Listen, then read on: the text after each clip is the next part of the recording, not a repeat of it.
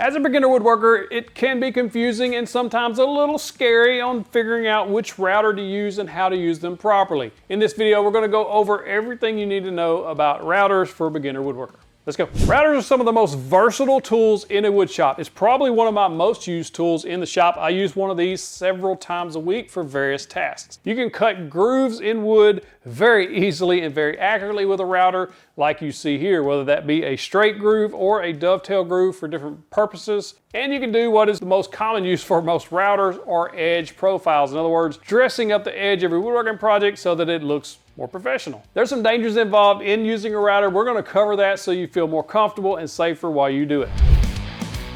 But first, which router do you pick? There's so many out there, so many options. How do you know which one's right for you? There's basically two different kinds of routers you're going to be looking at, a fixed base or a plunge base. Sometimes you can get a combo fixed and plunge base, which I'd actually recommend for most people, but I've got some recommendations near the end of the video for both bits, accessories, and routers. For the most part, if you pick up a small router, these are called trim or palm routers. Both mean the same thing. These are small routers that typically go with your battery platform, or like this Makita here, which I really like. It's a very affordable, smaller router. Most of these are fixed base. While some of them you can get plunge bases with them, you're most likely going to buy them as a fixed base. And all fixed base means is it doesn't have a fast plunging option like this does.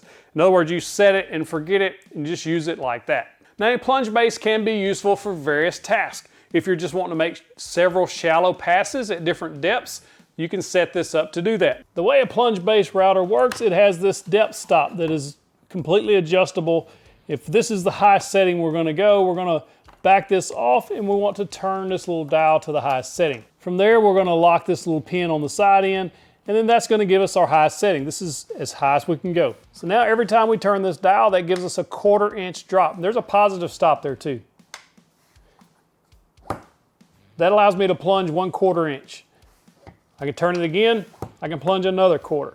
Turn it one more time and I can again go all the way to the bottom or through the material, however I need to set that. So what I would do is set this high setting where this bit is just touching the surface of the wood I'm going to cut. That way every time I turn that, we're going deeper and deeper. Similar to what I did when I put this play button in the middle of this workbench. I was able to cut that pocket out for that play button to go in just by taking small, shallow passes. That prevents tear out. It makes it easier on your router bit, and it just cuts better. Now, if you're needing to do fine micro adjustments to make sure you're not going too deep, you're going to use this setting here with the little flathead screw. This allows you to dial in the perfect depth that you need. Then I also use the plunge base to surface this so that it's perfectly flat with the rest of the table. And a lot of people use plunge bases to surface wood or flatten slabs, things like that. There's a multitude of uses for a plunge base, but you can do some similar things with a fixed base. It just depends on your use case and what you're going to be using them for. One thing I absolutely recommend, no matter which router you go with, is get a variable speed, because speed matters, and we'll talk about that when we get into the bits. A variable speed lets you turn down the speed that the bit is spinning, and you're going to want to make sure the router you're picking has that. Most routers do, but some, like this Ryobi that I have, are not variable speed. It's just a fixed speed. That works okay for edge profiles, but when we get into the bigger bits, you're going to want to speed those down a little bit.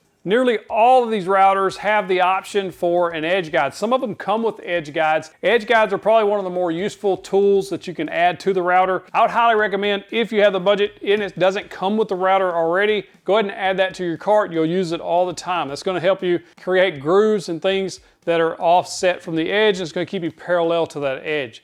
I use mine all the time. One thing a lot of beginners get confused on is what direction do you route in? If you think about a router bit similar to a table saw blade, or any blade really, the blade is spinning and cutting the wood because you're feeding the board into the teeth of that blade. A router bit is not that much different, as it has blades on it. No matter what style bit you're using, it's wanting to cut that wood. So you see when this one is spinning, you want to feed that board into the bit in most cases. On this board, for instance, we're going to be moving from left to right, and you're going to be pushing the router into the wood. You'll feel the resistance there.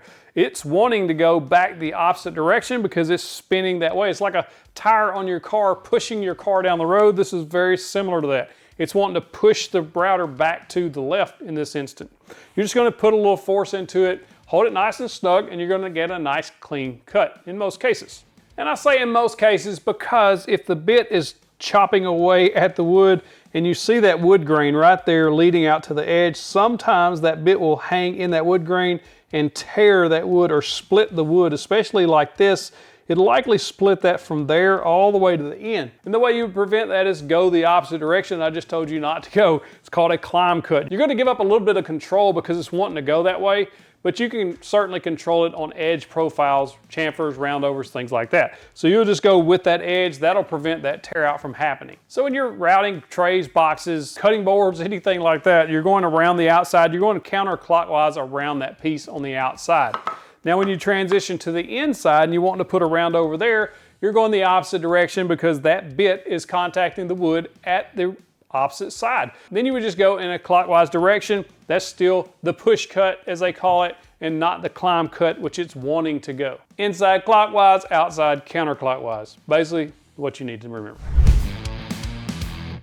There's some common bits that most every woodworker is going to have in their shop. And they are. Chamfer bit, usually a 45-degree chamfer. In other words, it's going to put a 45-degree angle on your board. There's also roundover bits. I think an 1/8 and a 3/8 are two good ones to have in the shop. We'll talk about the difference in a minute. I personally love a dovetail bit because I make jigs with those, like my tapering and jointing jig and my crosscut slit. These are just handy to have. Flush trim bits are some of the most used common bits in most shops. What a flush trim does is create two identical pieces. Because that ball bearing rides on the sample piece or the template piece, then you can use those on templates, as well as just cleaning up the edge of work. Now, template cutting with these bearings lets you do several things. You can use jigs like this to create radiuses on the edges of boards using that flush trim, or you can go ahead and make the same thing over and over. So if you're just making charcuterie boards, you can just use a template to do that and make the same pattern over and over again. One of the great things about flush trim bit. And then straight bits help you do different various tasks, like cutting the dados or the grooves in this top where I put the T-track in, or cutting slots and things like that in boards.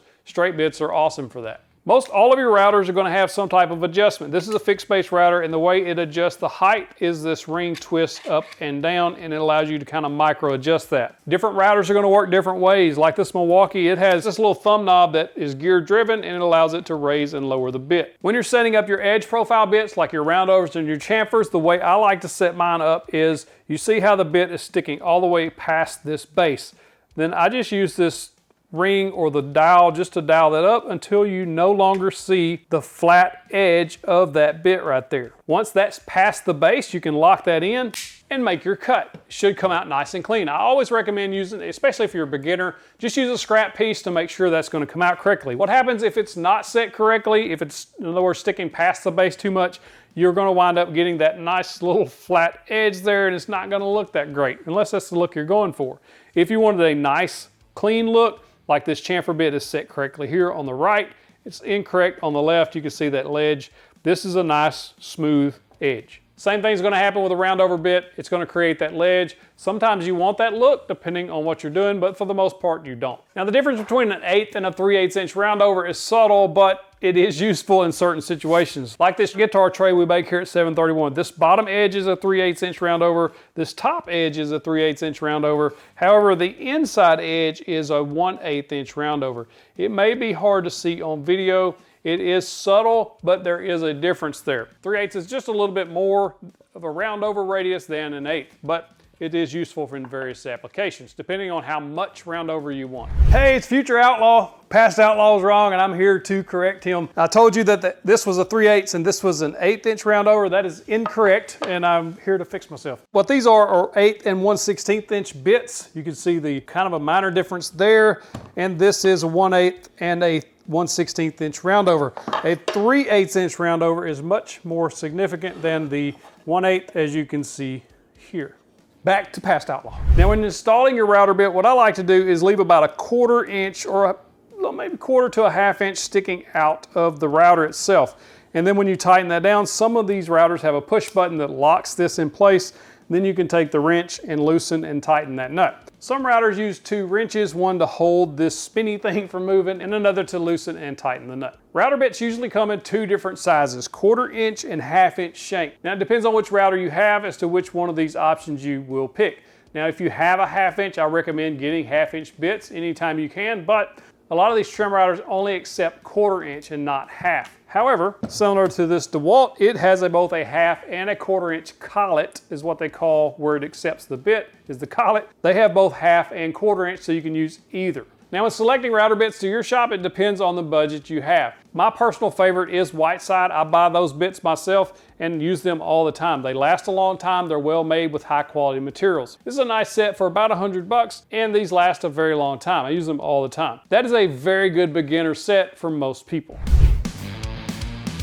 Now before I get into the accessories I think are very useful to have with routers, let's talk about what router is best for you in your shop. First and foremost, if you're in a battery platform, it's very convenient to go ahead and pick up the router of your choice. For most beginners, if you're on a budget and you just need a router because you want to put roundovers, chamfers, edge profiles on your work, this little Makita 1 horsepower Colt is an awesome little router. It's variable speed, has good power to it. It's going to last you a long time. I love this little router. However, if you're already in a battery platform, a good trim or palm router in that platform is going to be what you want to look for. Just make sure you get the brushless line and that it's variable speed. Brushless motors on these cordless tools will give you more battery life and more power. By far, my #1 pick for most woodworkers starting out is something like this DeWalt. If you have about a $200 budget, you get a plunge and a fixed base, and it's a very powerful router that's going to do most anything you're going to want to do with the router. It's a little bit bigger, so edge profiles aren't as easy to do with a trim router, but it will still do them and do them well. There's also a Bosch model that's under $200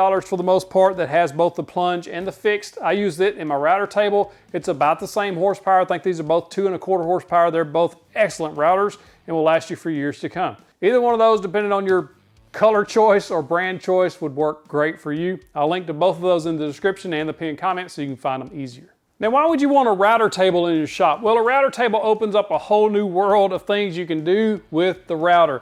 This is a skill router and router table combo, recently reviewed on the channel. You can go check that video out. I'll link it up there, I think.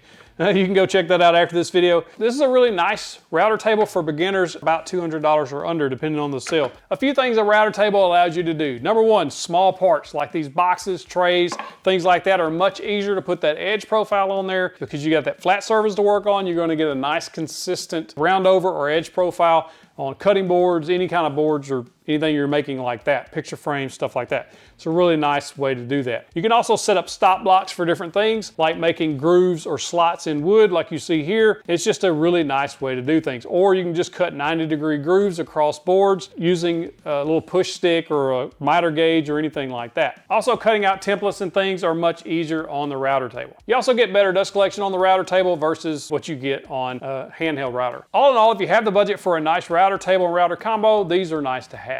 If you like this video, there's 5 router bits every beginner should start with. Click that box to watch that. Click in the box to get you the big old virtual fist bump. Or check out this beginner router and router table combo review right there.